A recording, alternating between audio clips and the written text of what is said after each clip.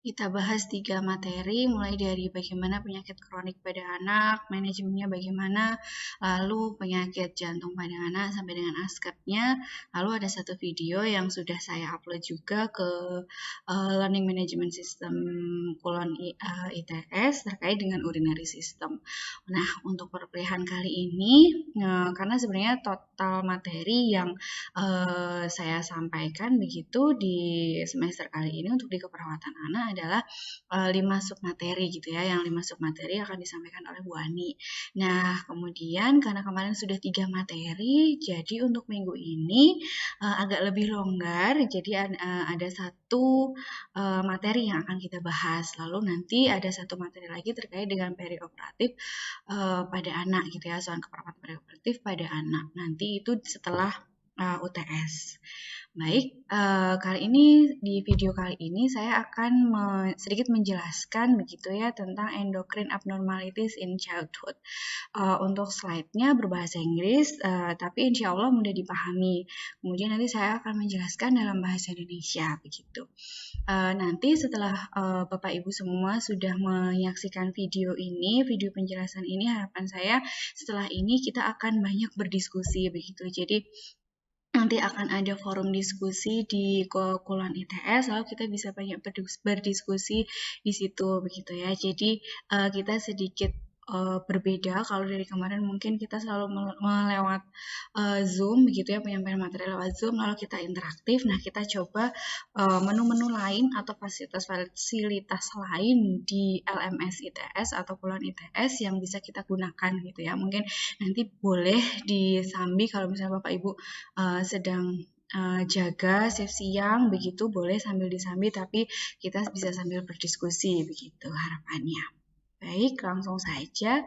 Nah, tujuan dari penjelasan atau pertemuan kita kali ini adalah nanti bagaimana saya akan sedikit gitu ya menjelaskan terkait dengan sistem endokrin ya. Sebenarnya saya yakin Bapak Ibu semua sudah mendapatkan ini begitu, apalagi kasus-kasus tentang sistem endokrin ini pasti juga banyak di rumah sakit gitu. Jadi nanti hanya review ya, hanya review lagi.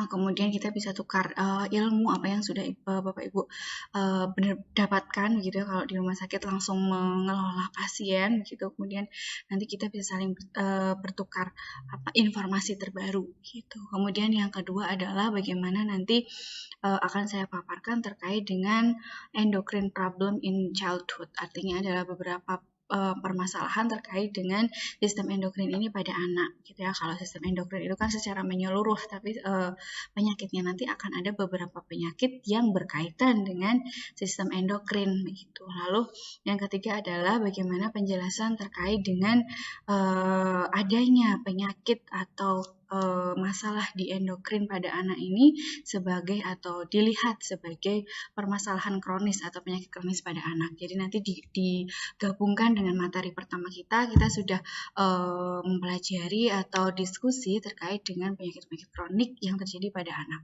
Lalu yang terakhir adalah bagaimana aplikasi terkait dengan asuhan keperawatan yang terkhususnya pada sistem endokrin. Ya, intronya begitu ya. Jadi sebelum ke sana di sini saya tunjukkan ada beberapa gambar gitu ya, sebagai gambaran apa sih nanti yang di sistem endokrin ini yang akan kita diskusikan begitu ya. Kalau kita kembali lagi pada saat dahulu, mungkin kita sudah mempelajari tentang sistem endokrin gitu ya. Ada berbagai macam organ di tubuh yang menghasilkan kelenjar-kelenjar tertentu yang menghasilkan atau yang berhubungan dengan sistem endokrin itu sendiri begitu ya, menghasilkan hormon begitu mungkin yang itu akan mempengaruhi sistem endokrin. Sebenarnya sistem endokrin ini dibilang rumit juga tidak rumit, tapi kalau dalam satu kali pertemuan begitu ya mungkin juga tidak cukup gitu. Tapi saya yakin karena Bapak Ibu sudah ada basicnya, maka akan lebih mudah dalam kita review kembali terkait dengan sistem endokrin ini. Gitu. Jadi kalau di gambar yang pertama ini kita akan melihat lagi apa nanti di bagian hipotalamus itu juga ada gitu ya sistem endokrin, lalu di bagian kelenjar pituitari, kemudian pineal, tiroid, jantung sendiri gitu ya, adrenal, kelenjar adrenal kemudian di sini ya di dekat dengan ginjal gitu. Lalu yang lainnya nanti kalau di laki-laki ada testis, kalau di perempuan nanti di bagian ovari, begitu ya, apa saja sih hormon-hormon yang berkaitan dengan sistem endokrin. Lalu di sini kalau ada dua gambar ini yang mungkin menggambarkan beberapa kelainan endokrin yang sering terjadi pada anak, gitu ya, karena banyak sebenarnya kelainan-kelainan yang berkaitan dengan sistem endokrin pada anak, namun yang sering terjadi gitu biasanya diabetes mellitus, gitu ya, dengan kemudian hipotiroid itu. Jadi yang berhubungan dengan endokrin salah dua penyakitnya adalah diabetes dan hipo maupun hipertiroid. Nah, hormon yang tadi sudah saya kemukakan di awal begitu,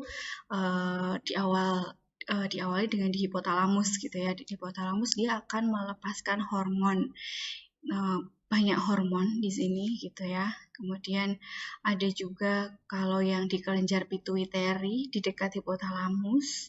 Nah, di sini biasanya untuk anak-anak gitu ya, growth hormonnya. Kemudian dia juga oksitosin dan prolaktin. Ini biasanya untuk ibu-ibu menyusui begitu, ibu hamil atau ibu melahirkan gitu ya. Kemudian vasopresin, kemudian hormon yang lainnya juga.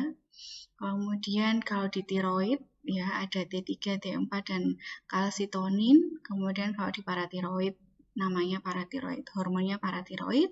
Lalu kalau di kelenjar adrenal kortisol gitu ya, hormon stres begitu, aldosteron, adrenal androgens, epinefrin, norepinefrin gitu ya.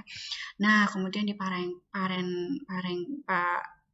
pankreas ada insulin, glukagon, somatostatin. Nah, nanti misalnya kalau tadi yang salah satu gangguannya adalah DM, berarti ada permasalahan di pankreasnya.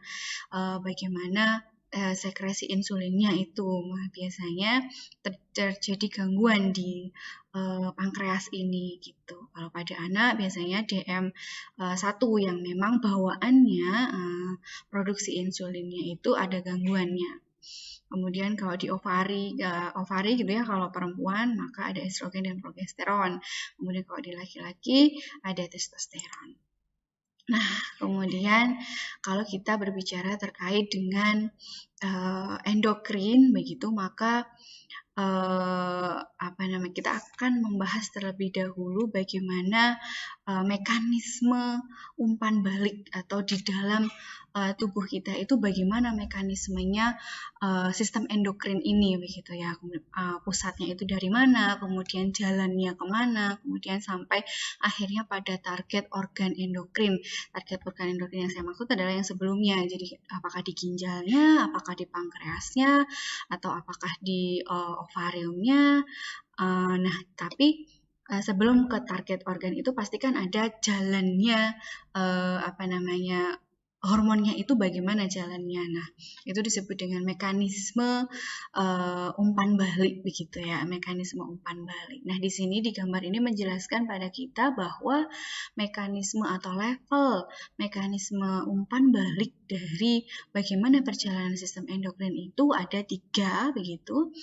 Yang dia sifatnya long, panjang gitu ya, yang huruf A ini, jadi melalui beberapa tahap gitu ya.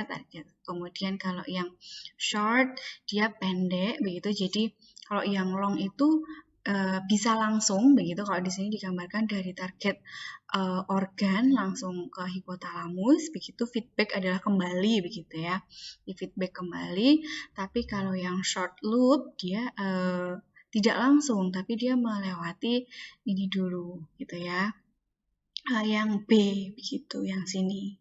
Nah, jadi dia kalau yang short itu dia kelanjutannya dari ketika yang long dulu. Jadi yang B itu tidak langsung dari target organnya, tapi dia biasanya prosesnya target organnya, misalnya pankreas begitu ya, lalu ke sini dulu, lalu baru ke hipotalamus. Kan di sini pusatnya gitu ya, pusatnya yang merilis hormon, yang melepaskan hormon-hormon itu, ya begitu. Nah, kalau yang C adalah ultra short loop. Jadi bagaimana dari hipotalamus ini akan merilis atau melepaskan hormon-hormon tadi, gitu.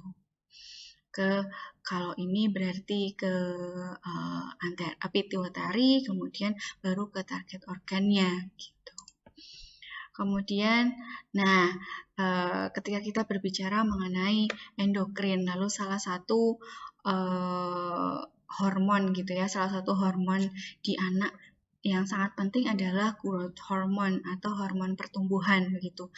Biasanya pada anak usia prasekolah begitu ya, usia 4-6 tahun dia akan mengalami kesulitan tidur, gangguan tidur begitu ya. Nah, padahal waktu tidur anak itu ketika malam itu sangat berarti. Mengapa? Karena dari sini, dari gambar grafik ini kita bisa sama-sama mengetahui bahwa ketika sudah di jam 21, mulai jam 21 sampai jam 5 gitu ya, dan tinggi-tingginya itu pada saat jam 23 jam 11 gitu ya. Ini adalah waktu pelepasan hormon pertumbuhan. Jadi alangkah lebih baiknya ketika anak-anak itu sudah jadi maksimal itu jam 9 malam sudah harus tidur begitu, supaya pelepasan hormon-hormon pertumbuhannya itu bisa maksimal sehingga bisa mendukung pertumbuhan dan perkembangannya begitu.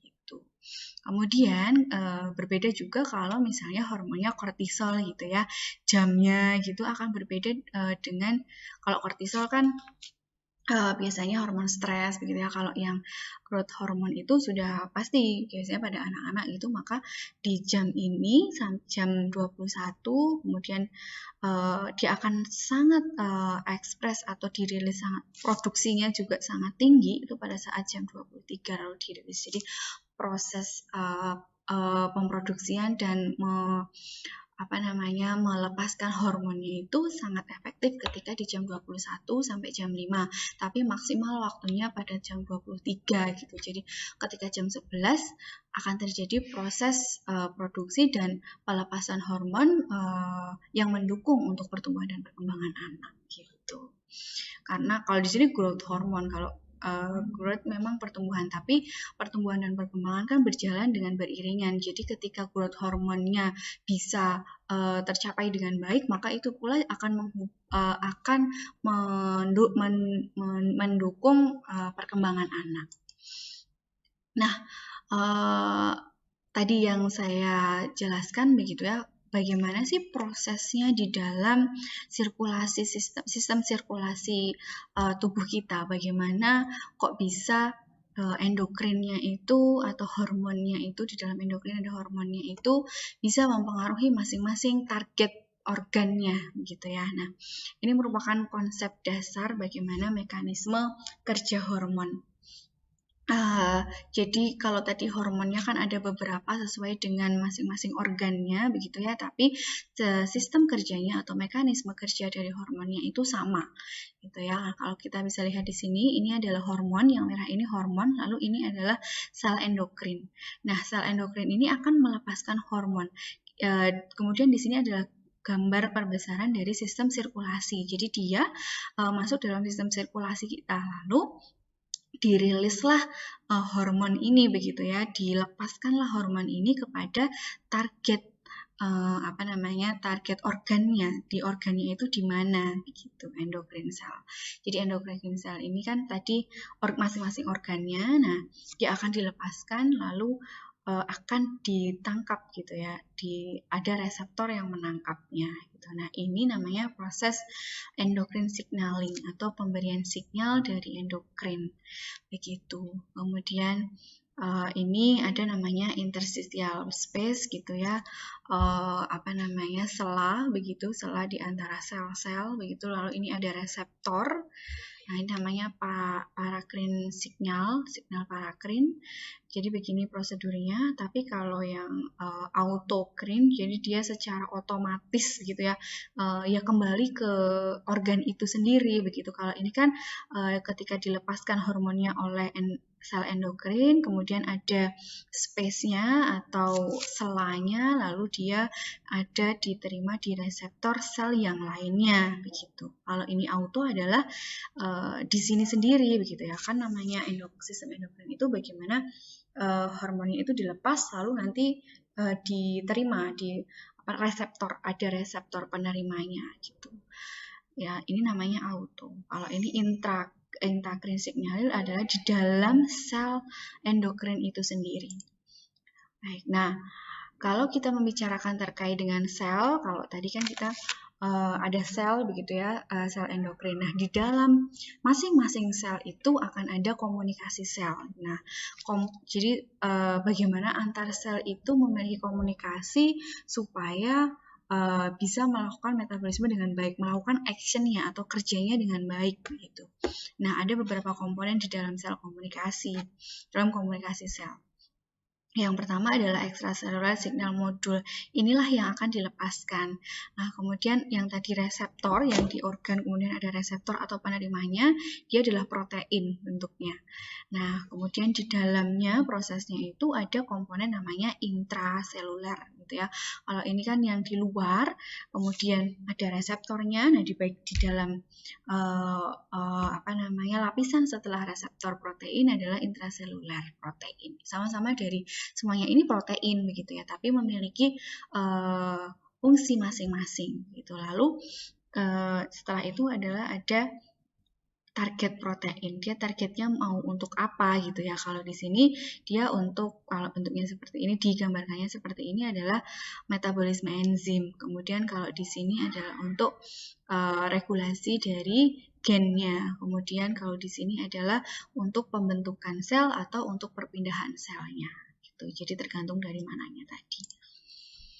Nah, di dalam cell communications akan ada beberapa istilah yang kita bahas gitu ya. Ada gap junction. Gap junction adalah di sini, jadi dia sela antara satu sel dengan sel yang lainnya. Nah, inilah gap junctionnya. Jadi seperti jembatannya untuk menjembatani. Kemudian neurotransmitter begitu ya. Kalau neurotransmitter kita dulu mulai dari SMA pun begitu ya, sudah mempelajari apa itu neuron gitu ya, kemudian komunikasi saraf, neuron itu kan saraf ya Bapak Ibu. Jadi ketika saraf itu berkomunikasi itu seperti apa? Nah, cara berkomunikasi saraf gitu itu namanya adalah neurotransmitter. Jadi ada pengirim pesan, kemudian ada pesannya, lalu ada yang menerima pesannya. Gampangnya kan seperti itu. Nah, itu tergambarkan di gambar ini gitu ya. Jadi ini adalah reseptor penerimanya, ini adalah pesan-pesannya yang dilepaskan gitu ya. Jadi hormon-hormonnya. Nah, ini proses ini adalah neurotransmitter. Jadi dia ke sini gitu. Atau dia juga bisa kembali lagi begitu. Seperti yang tadi, tergantung dia pada signal yang apa. Apakah auto atau yang dua berbeda tadi. Kalau auto kan kembali ke sinyalnya tapi tidak langsung ke dalamnya.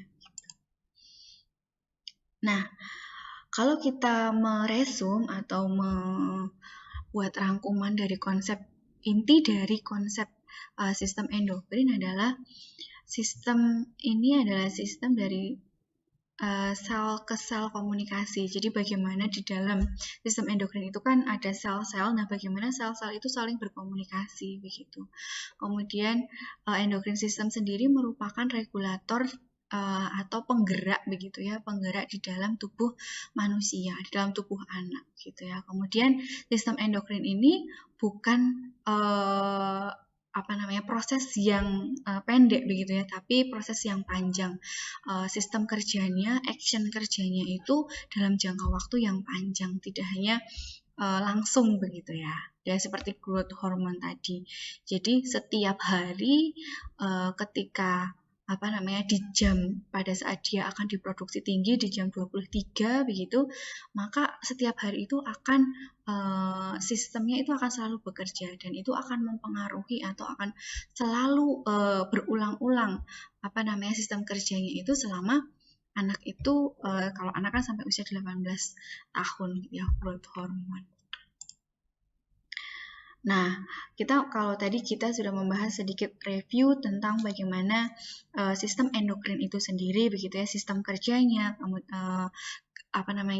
kelenjarnya itu di mana saja, lalu setiap kelenjar menghasilkan hormon apa saja, itu kan secara umum. Nah, bagaimana ketika endokrin ini pada anak-anak, gitu. Nah, intinya adalah ketika kita membahas terkait dengan endokrin pada anak-anak, maka itu berhubungan dengan growth dan development, pertumbuhan dan perkembangan, pasti begitu ya. Pasti akan mempengaruhi pertumbuhan dan perkembangannya. Contohnya saja growth hormone gitu ya Bapak Ibu. Growth hormone itu dia pertumbuhannya tapi berjalan seiringan dengan perkembangannya. Lalu kalau misalnya saja endokrinnya yang bermasalah adalah di bagian pankreas, lalu insulin, maka akan membuat penyakit DM begitu. Nah, pasti juga akan mempengaruhi bagaimana tumbuh kembang anak. Gitu. Padahal ketika anak-anak gitu ya, apalagi periode emas 1000 hari pertama kehidupannya 0 sampai 2 tahun itu adalah waktu golden period atau masa-masa emas bagaimana kita bisa memaksimalkan pertumbuhan dan perkembangannya. Ya, Pak, pertumbuhan jelas apalagi otak itu berkembang pesat di usia itu. Makanya ketika ada suatu masalah, nah misalnya ada masalah di endokrin, pastilah akan mempengaruhi pertumbuhan dan perkembangannya. Begitu.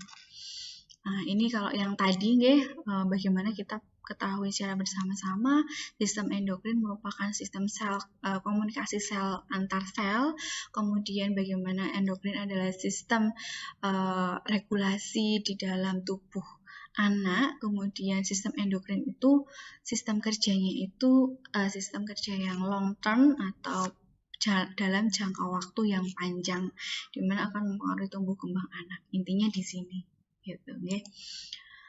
Lalu apa sih tumbuh kembang yang dikaitkan dengan hormon gitu ya? Kalau kita membicarakan tentang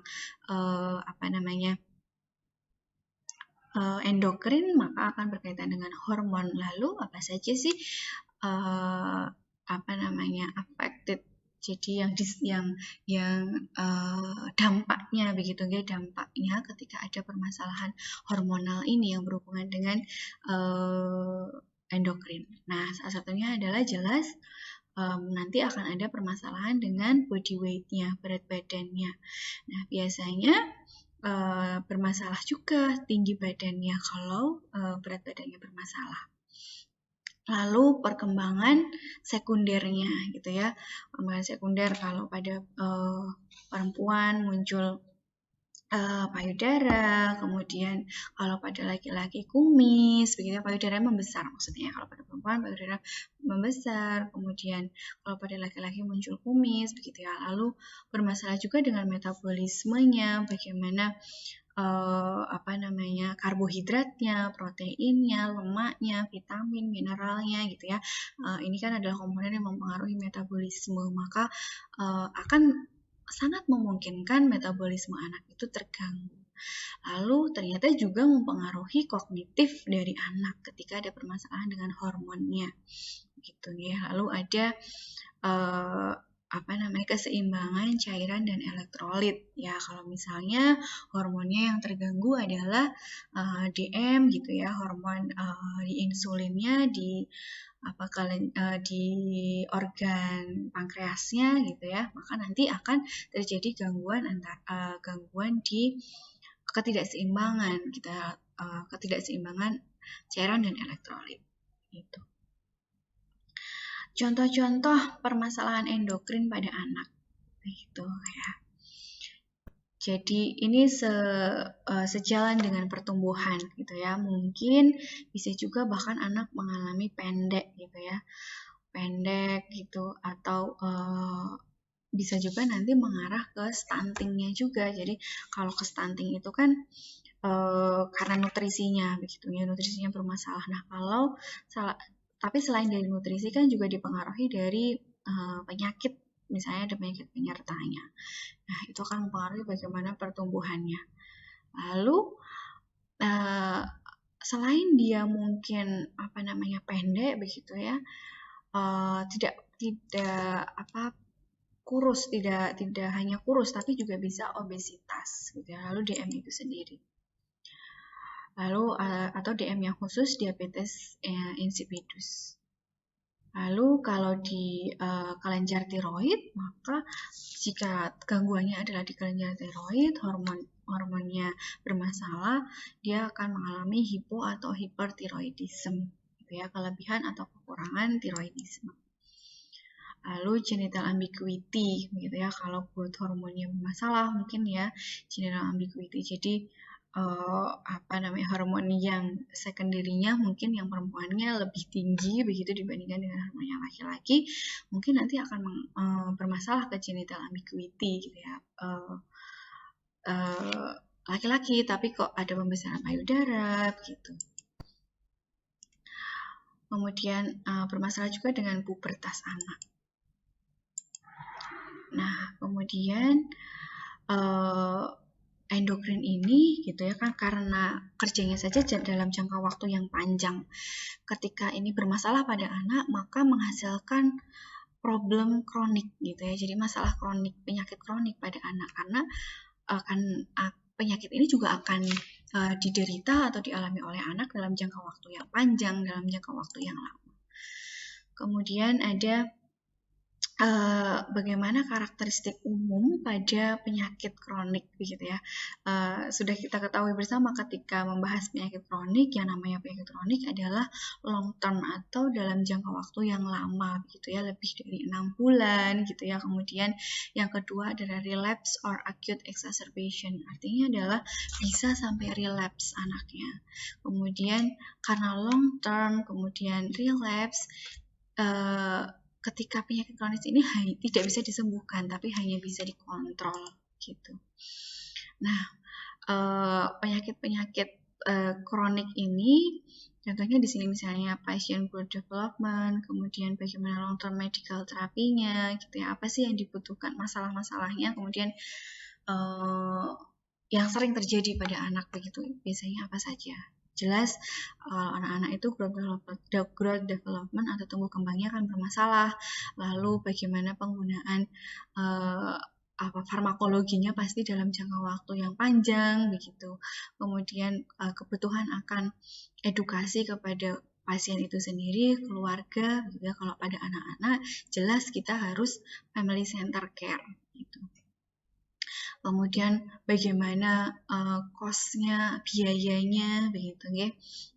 Kemudian bisa juga karena permasalahan kronik ini dalam jangka waktu panjang ini, penyakit endokrin ini nantinya juga akan menimbulkan resiko terhadap masalah di dalam keluarga. Lalu bagaimana menimbulkan juga terhadap reaksi sosialnya, bagaimana stigmanya, kemudian mungkin anak akan mengalami isolasi diri karena penyakitnya, karena seringkali harus pergi berobat sehingga waktu bermain dengan teman-temannya berkurang begitu. Kemudian stres dan depresi baik dialami oleh anak itu sendiri, keluarga, atau yang merawatnya gitu. Specific lifestyle, jadi berkebutuhan khusus gitu mungkin ya. Kemudian komplikasi lain yang mungkin ditimbulkan dari penyakit kronik ini, dari penyakit endokrin ini sendiri. Kemudian beberapa contoh diagnosa keperawatan ini saya ambil dari Nanda begitu, nanti bisa disesuaikan dengan yang di SDKI. Saya rasa hampir sama. Kalau di SDKI itu juga ada diagnosa yang untuk tumbuh dan kembang anak gitu. Ada juga. Kemudian self care deficit gitu ya, defisit perawatan diri, kemudian kecemasan, kemudian sosial isolasi ya. Nah, kemudian saya contohkan satu macam penyakit yang sering terjadi pada anak ya.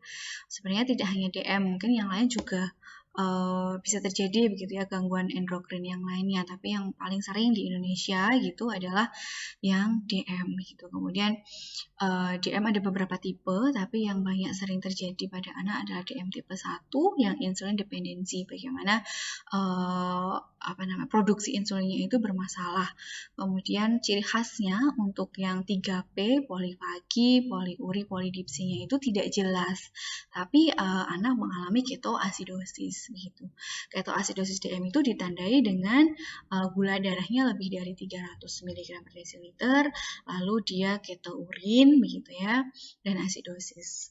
Selain ketourin, dia juga ketoanemia. Jadi di dalam darahnya ada ketonnya, di urinnya ada ketonnya. Kemudian asidosis. Begitu. Nah, bagaimana manajemen di dalam DM tipe 1 pada anak ini? Kita kenal dengan 5 pilar begitu ya. Bagaimana karena ada permasalahan dengan insulinnya yang tidak terproduksi dengan baik begitu, maka harus kita berikan insulin dari luar. Maka pemberian injeksi insulin adalah salah satu pilar manajemen DM tipe 1 ini. Kemudian diet terkait dengan bagaimana pola makan anak ketika mengalami permasalahan DM tipe 1 ini adalah merupakan pilar penting yang harus kita perhatikan gitu ya, apalagi sebagai perawat. Kemudian exercise. Nah, ternyata tetap memerlukan latihan-latihan exercise begitu ya, olahraga. Jadi exercise itu berbeda dengan aktivitas gitu ya. Mungkin anak-anak berjalan gitu, tapi berjalannya itu berbeda dengan exercise yang dimaksud di sini. Jadi meluangkan waktunya 30 menit minimal untuk melakukan olahraga begitu. Itu juga menjadi pilar dalam manajemen DM tipe 1 ini. Kemudian edukasi dari tenaga kesehatan itu sangat mendukung manajemen DM tipe 1.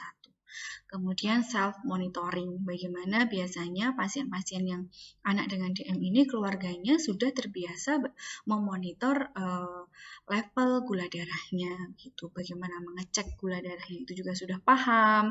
Lalu bagaimana kalau tinggi begitu, biasanya keluarganya sebelumnya memang diberikan edukasi ini. Nah, kita juga memberikan tadi family center care ya. Kita punya sumber daya yakni keluarga. Nah, kita manfaatkan sumber daya itu untuk memiliki manajemen DM1 yang bagus begitu. Kalau kita punya kerjasama dengan keluarga begitu ya, ada hal-hal yang bisa didelegasikan ke keluarga yang bisa dilakukan secara mandiri oleh keluarga, maka itu menjadi poin penting juga untuk manajemen DM tipe 1 ini. Ini terkait dengan dosis begitu ya, dosis dosis insulin di sini sudah ada yang rapid, dia menggunakan ini begitu ya. Saya rasa ini Bapak Ibu semua sudah paham sepertinya. Onsetnya dalam berapa jam begitu ya, durasinya, dia akan bekerjanya berapa lama begitu. Lalu di sini gambar lokasi suntikan. Nah, maka penting sekali gitu ketika anak dengan DM1 ini kan, maka dia hidupnya itu tergantung pada insulin gitu ya. Maka kita juga wajib begitu sebagai perawat benar-benar memastikan anak ini tidak bosan-bosannya menyuntikkan insulin ke tubuhnya. Nanti sampai anak ini beranjak remaja begitu ya. Mungkin nanti terjadi perubahan ketika remaja. Nah, bagaimana kita sebagai perawat mengedukasi keluarga dan anaknya itu sendiri supaya tetap terus menyuntikkan insulin ini ke tubuhnya. Kemudian tidak hanya satu, kita pastikan bahwa tidak hanya pada satu tempat saja anak itu bisa menyuntikkan atau keluarga itu bisa menyuntikkan, tapi di beberapa tempat, contohnya di lengan, di pantat, di paha yang memiliki jumlah lemaknya itu tinggi, maksudnya tidak akan berbeda kalau misalnya di dada kan tidak memungkinkan begitu ya. Kemudian bagaimana home monitoring, bagaimana memonitor kadar gula darahnya. Nursing diagnosisnya ini kalau tadi ya sudah. Oke, nah kalau tadi kita membahas di keperawatan, maka akan ada bagaimana pengkajiannya. Pengkajiannya adalah dari tadi yang sudah kita ketahui bersama, sistem endokrin sendiri itu bagaimana, lalu pengkajian perawat kita lakukan, kita bisa melakukan pengkajian dengan Gordon. Lalu kalau ke anak jangan lupakan riwayat imunisasinya, kemudian tumbuh kembangnya, kemudian kalau kita membicarakan tumbuh kembang maka kita harus mengkaji bagaimana pertumbuhannya, berat badannya, tinggi badannya, lingkar kepalanya, begitu ya. Kita masukkan ke dalam grafik, apakah grafiknya itu dalam tren normal atau tren tidak normal. Kemudian kalau perkembangannya kita bisa cek dengan kuesioner tertentu, gitu ya. Kuesioner yang paling mudah ada 2, bisa menggunakan Denver Test atau bisa menggunakan dengan KPSP yang sudah direkomendasikan oleh Kemenkes untuk digunakan. Nah, dari instrumen itu bisa untuk mengevaluasi apakah perkembangan anak ini baik atau tidak. Jadi penting gitu ya. Itulah perbedaan antara mengkaji pasien KMB atau pasien dewasa, pasien geriatri. Mungkin pasien KMB itu secara umum gitu ya. Kalau pasien geriatri juga mungkin ada penilaian-penilaian khusus untuk geriatri. Nah, begitupun di anak. Di anak ada penilaian-penilaian khusus atau pengkajian-pengkajian khusus yang menghasilkan data-data permasalahan pada anak. Contohnya itu tadi riwayat imunisasi, kemudian riwayat kelahirannya bagaimana, kemudian tumbuhnya bagaimana. Nanti yaitu tadi kalau tumbuh maka harus dengan grafik pertumbuhannya gitu ya. Bahkan MPASI-nya bagaimana, pola asuh orang tuanya bagaimana, itu pun perlu kita kaji. Kalau kita mendapatkan kalau kita mendapatkan hasil pengkajian yang lengkap, harapannya akan menemukan masalah yang sesuai gitu ya. Nah, setelah kita menemukan masalah keperawatan yang sesuai atau diagnosa keperawatan yang sudah sesuai dengan pengajian, lalu kita merumuskan bagaimana tujuannya untuk nanti kita sesuaikan dengan intervensi. Jadi setelah kita memberikan intervensi yang berkesinambungan antara pengkajian, diagnosa, dan tujuan, harapannya akan evaluasinya nanti permasalahannya akan bisa teratasi. Meskipun mungkin kalau di penyakit kronik ini tidak benar-benar selesai dalam melakukan intervensi keperawatan, tapi berkelanjutan. Karena itu tadi, penyakit endokrin ini merupakan penyakit kronik yang dia dalam jangka waktu yang panjang gitu ya. Nah, kemudian intervensi, kalau intervensinya berdasarkan diagnosa keperawatan dan outcome-nya. Jadi kalau misalnya diagnosa keperawatannya nanti Bapak Ibu bisa buka di SDKI, misalnya diagnosa keperawatannya adalah kurang nutrisi kurang dari kebutuhan tubuh, maka outcome-nya adalah intervensinya adalah manajemen nutrisi begitu ya, nanti dengan berbagai aktivitasnya, lalu outcome-nya status nutrisi dengan indikator kriterianya misalnya berat badan, tinggi badan gitu ya. Kemudian kalau diagnosanya adalah resiko gangguan pertumbuhan, maka outcome-nya adalah yang berhubungan dengan pertumbuhan. Kalau yang perkembangan berhubungan dengan perkembangan. Jadi masing-masing tersinkron antara pengkajian, kemudian diagnosanya, outcome-nya, intervensinya, begitu. Nah, ini referensi yang saya gunakan. Kalau buku saya ambil dari Pediatric Nursing. Yang ini sebenarnya ada banyak buku, ya. Kalau saya lebih mudah menggunakan yang soft file gitu ya, bukunya soft file, jadi tidak usah. Jadi bisa dibuka di kapanpun dan dimanapun. Nah, selain menggunakan buku ini, kita juga bisa mengakses berbagai artikel di berbagai jurnal. Nah, sudah saya upload juga, sudah saya masukkan beberapa jurnal yang bisa mungkin Bapak Ibu pelajari juga lebih lanjut gitu ya. Ternyata ada banyak sekali penelitian-penelitian terkait dengan endokrin pada anak ini. Gitu. Mungkin sekian di video kali ini, hanya menjelaskan bagaimana konsep endokrin, lalu beberapa penyakitnya, lalu nursing care-nya atau ASKEP-nya. Untuk selanjutnya kita bisa melakukan diskusi atau kita bisa membahas artikel yang sudah saya kirimkan. Terima kasih. Wassalamualaikum warahmatullahi wabarakatuh.